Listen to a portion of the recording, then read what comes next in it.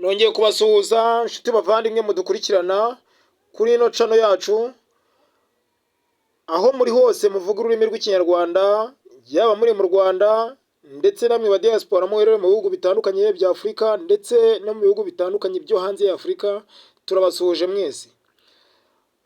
None ni kuwa kabiri tariki ya 19 z'ukwezi kwa 11 2024. Ni umunsi wo tugiye kureba icyo Imana itwifuzaho, icyo Imana idushakaho, ndetse no kugira ngo tubashe kuba twabona gakondo zacu, niki dusabwa gukora. Dukore iby'Imana idushakaho, iryo jambo rya mbere. Irya kabiri, imirimo yawe izakubeshaho. Irya gatatu, uzarinda usaza udakenyutse. Mureke turebe amagambo dusanga muri Zaburi ya mbere, umurongo wa mbere. Haragira ati: hahirwa umuntu udakurikiza imigambi y'ababi, ntahagarare mu nzira y'abanyabyaha, niyicarane n'abakobanyi. Kabiri, ahubwo amategeko y'Uwiteka niyo ashimira, kandi amategeko ye niyo yibwira amanywa n'ijoro. Gatatu, uwo azahwana n'igiti cyatewe hafi y'umugezi, cyera imbuto zacyo igihe cyacyo, ibibabi byacyo nibyuma, icyo azakora cyose kizamubera cyiza. Haleluya. Mureke turebere n'amagambo dusanga muri Yesaya 3:10. Haragira ati: muvuge ko abakiranutsi bazagubwa neza. Haleluya. Kuko bazatungwa n'imirimo y'amaboko yabo. Haleluya. Mureke turebane n'amagambo dusanga muri Yobu 5:26.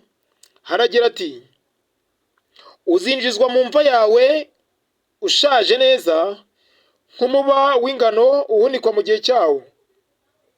Haleluya. Urumva ko icyo Imana dushakaho nuko tugomba gukora imirimo myiza, ndetse nitube twaba abagambanyi ku bantu bayo, ndetse nitube twaba abagizi ba nabi mu bantu babo, ndetse n'ababavuga nabi tukabasha kuba twakitandukana nabo. Itandukanye n'ikintu gishobora kuba gituma ushaka gutandukana n'Imana. Nonaha itandukanye nacyo kugira ngo uzabone buno bwami bw'ijuru, uzinjire muri gakondo yawe umeze neza. Icyo uzakora cyose kugira kizahabwe umugisha nuko ugomba kwitandukanya na bino byose. Kandi nanone n'abakiranutsi muvuge ko bazagubwa neza. Nyaboneka kugira ngo tubashe kuba twakinjira muri ino ngoma y'ijuru, nuko tugomba kugaragaza ko tugomba kugubwa neza, yuko twakoze Imana ikidushakaho. Nushyira imbere imirimo yawe yose ukayishyira imbere Imana, uzamenye ko Imana izabihesha umugisha, kandi iyo mirimo yawe yose izakurinda ikugendekera neza yose, nta kimwe kibyishe, byose bizarinda bigenda neza uko bwije no kubukeye. Kandi uzarinda usaza neza, ubone ubugingo bwawe uzana usaza neza nk'ingano. Ingano ni igihingwa gikomeye, gifite uruhu rwiza cyangwa gifite uburambe mu gukomera, ku buryo ugihunika ahantu habugenewe kikaba cyamara imyaka runaka irenga myinshi, kandi bikimeze neza nta kibazo gifite, kuko ni igihingwa cyihanganira izuba, ni igihingwa cyihanganira ubukonje, aho hose kirahihanganira. Bene data, Imana ikidushakaho no kugira ngo tubashe kuba twakora imirimo yabo, kandi kugira ngo tubashe kugira uburambe bwiza, no kugira ngo tubashe kuba twagira amasaziro meza. Iryo ni ryo jambo ry'umunsi. Mubane n'Imana kandi mukore icyo Imana ibashakamo, kandi mwinjijwe muri gakondo zanyu bitewe n'uko Imana yabishimye imirimo yanyu. Amaboko yanyu abatunge kandi atungwe n'abana banyu. Amen.